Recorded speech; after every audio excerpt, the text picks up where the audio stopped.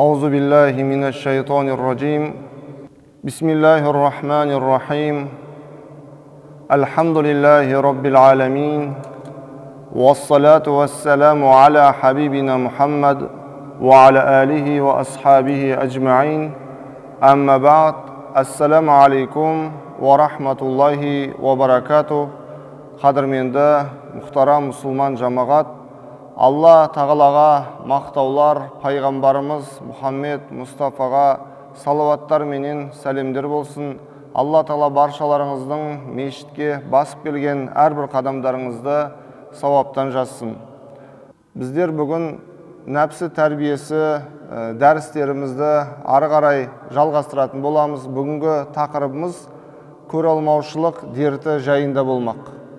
Жалпы көре алмаушылық деген жүрек дерттерінің бірі. Қасиетті Құранда, сонымен қатар пайғамбарымыздың, оған Алланың салауаты мен сәлем болсын, хадистерінде жалпы көре алмаушылықты әл-хасад деп атайды. Тілдік тұрғыдан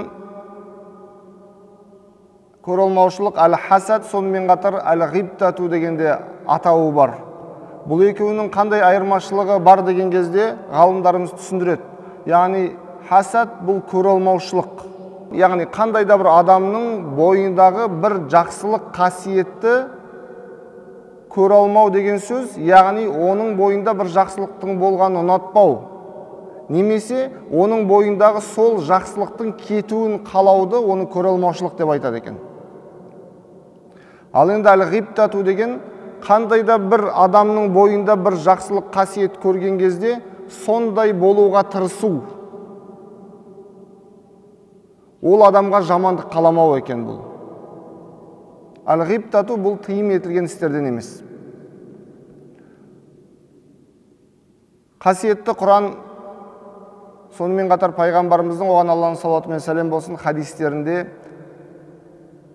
біздерді көре алмаушылықтан тыйған, яғни бұл тыйым етілген істерден. Пайғамбарымыз, оған Алланың салауаты мен сәлем болсын, «Лә тәбәғаду» дейді, яғни бір-бірлеріңді жек көрмеңдер дейді. «Ва лә тәхасаду», бір-бірлеріңе көре алмаушылық қылмаңдар. Бір-бірлеріңе көре алмаушылық қылмаңдар. «Ва лә тәдәбәру», сонымен қатар бір-бірлеріңнен теріс бұрылмаңдар дейді. «Вакуну айбадаллахи ихуана», яғни Алланың құлдары бір-біріңе бауыр болыңдар дейді. Алла тағала мұсылмандардың жүрегін бауырмашылық атты үзілмес жіппен берік қылған. Яғни мұсылмандардың барлығы бір-біріне туыс, ағайын, бауыр болып саналады. Сол үшін олар бір дене тәрізді. Бір денедегі адамның бір бөлшегі екінші бір бөлшегін жек көруі, ұнатпауы, көре алмаушылық қылуы мүмкін болмағанындай, мұсылман адамда өзге біреуге көре алмаушылық қылмауы керек. Негізінде ғалымдарымыз көре алмаушылықтың 3 дәрежесі бар екендігін айтады. Көре алмаушылық деген осы 3 дәреженің бірінен тұрады. Яғни ең бірінші көре алмаушылық қылды деген кезде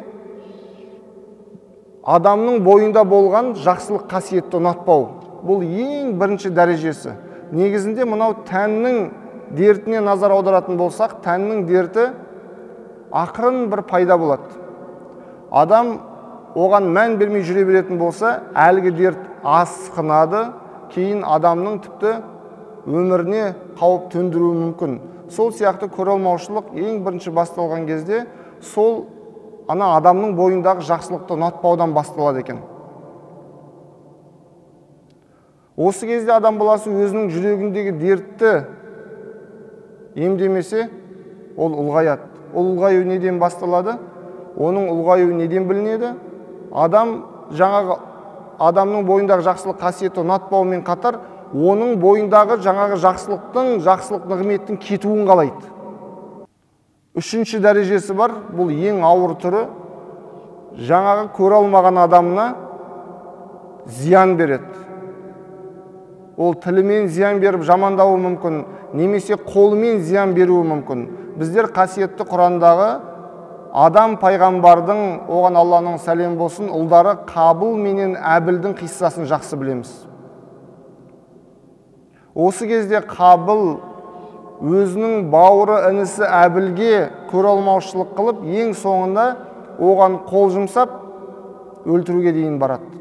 Немесе Жүсіп пайғамбардың, оған Алланың сәлем болсын, қиссасын қарайтын болсақ, Жүсіптің ағайындары Жүсіпке көралмаушылық қылады. Әкеміз бізден гөрі Жүсіпті артығырақ жақсы көреді дейді. Сөйтіп оны өлтірейік дейтіндігі бар. Алыс жерге апарып тастайық дейтіні бар. Ең соңында оны құдыққа апарып тастап кетеді. Өзінің бауырларын. Көралмаушылық қандай нәрсеге алып келді. Енді Алла Тағала қасиетті Құранда біздерге қандай да бір қиссаны баян ететін болса, ол нәрседе мұсылмандар үшін үлкен үлгі бар. Ол көралмаушылықтан біздерді Алла Тағала сақтандырып тұр. Сол үшін бұндай істерден мұсылман адам барынша аулақ болуы қажет. Немесе біздер жақсы білеміз, адам атаны Алла Тағала жаратып, бүкіл періштелерге сәжде етуді бұйырған кезде барлығы сәжде етті, бірақ Ібліс сәжде еткен жоқ. Неге? Өйткені оның бойында іштарлық, адамның мәртебесіне деген көралмаушылық болды. Сөйтіп Алланың бұйрығын орындамады. Не деді? Мен одан хайырлымын, мен оттан жаратылғанмын, ол топырақтан жаратылған деген сөзді айтты. Сол үшін көралмаушылық бұл шайтанның әрекеттерінен болып саналады. Мысалға қасиетті Құранда Алла Тағала Фалақ сүресінде «Уамин шарри хасидин иза хасад» деп айтады. Яғни біздерді көралмаушының, ол көралмаушылық қылған кезде кесірінен сақта деп Алла Тағалаға сыйынуды Алла Тағала Фалақ сүресінде үйретіп жатыр. Яғни көралмаушылық та белгілі бір деңгейде адамға зиян алып келеді. Кейбір адам ойлауы мүмкін, мысалға көз тию деген бар. Ал-айну хақ дейді пайғамбарымыз, оған Алланың салауаты мен сәлем болсын. Көз тию ақиқат дейді. Көз тиюден де адам баласына бір зиян келеді. Осы көз тиюдің, көралмаушылықтың зиянының, сонымен қатар мына сиқырдың зиянының айырмашылығы не деп көп адам сұрап жатады. Негізінде көз тиген кезде адамға, ол көзі тиген адам жамандық ойламауы мүмкін. Тек қана таң қалып қарайды. Көз тию дейді, сол жамандық ойламаған, таң қалып қараған, бірақ артынан береке тілемеген адамнан болып жатады дейді. Сол үшін пайғамбарымыз, оған Алланың салауаты мен сәлем болсын, егер де бауырыңның бойынан сені таң қалдыратын бір жақсы нәрсені көрсең дейді, бірден Алла Тағаладан оған береке тіле дейді. Кішкентай балаға көз тиіп қалады, қонақ келіп кеткеннен кейін. Бәлки ол қонақ жамандылық ойламайды ол балаға, тек қызығып қарайды. Бірақ сол кезде бәрәкалла деп айту керек екен. Алла береке берсін. Біреудің мал дүниесіне қызығып қарасаңыз, бойындағы бір жақсылық қасиетті қарасаңыз, бірден бәрәкалла деп айту керек екен. Өйткені білмейсіз, көзіңіз тиіп қалуы мүмкін ол нәрсеге. Ал енді көралмаушылықтың зияны дегеніміз, ол көралмаушылық жамандық ойлайтын адамның кесірінен болады. Жаңадай сіздегі нығметтің кетуін қалайтын адамнан болады. Ал сиқыр деген ол бөлек нәрсе. Сиқыр ол сиқыршының араласуыменен, яғни ол адам сиқыршыға барып оқытуы мүмкін, немесе сиқыршының өзі оқуы мүмкін өз қалауымен. Осындай айырмашылықтары бар екен. Ал енді ол көралмаушылықтың зиянынан сақтану үшін білеміз, пайғамбарымыздың, оған Алланың салауаты мен сәлем болсын, сүннетінде келген, мына күн шықпай тұрып таң намазынан кейін пайғамбарымыздың аятул курсы, Ықылас, Фалақ, Нас сүрелерін оқып, қолына дем салып, өзінің денесін сүртетіндігі, кешкі уақытта да осыны жасайтындығы бар. Таңғы кешкі дұғалар деген бар. Кім таңертең оқыса, кешке дейін еш нәрсе зиян бермейді.